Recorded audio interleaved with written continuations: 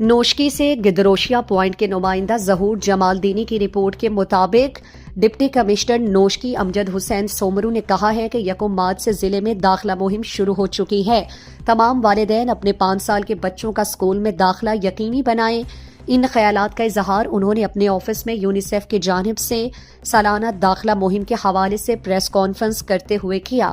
اس موقع پر D O مسعود حلیم، district manager UNICEF Altaf جمال دینی، فاطمہ منور، مراد علی خان نے کہا کہ یکم مارچ سے ضلع نوشکی میں اسکولوں میں باقاعدہ طور پر تعلیمی سال اور داخلہ مہم کا آغاز ہو چکا ہے۔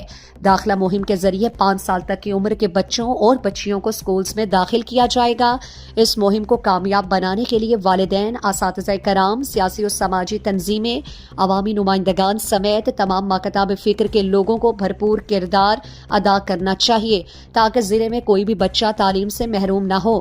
انہوں نے کہا کہ رواں سال ضلع نوشکی کے بچوں کا ٹارگٹ 4151 ہے اور ہم پرعزم ہیں کہ اس سال بھی زیادہ سے زیادہ تعداد میں بچوں کو اسکولز میں داخل کرائیں گے۔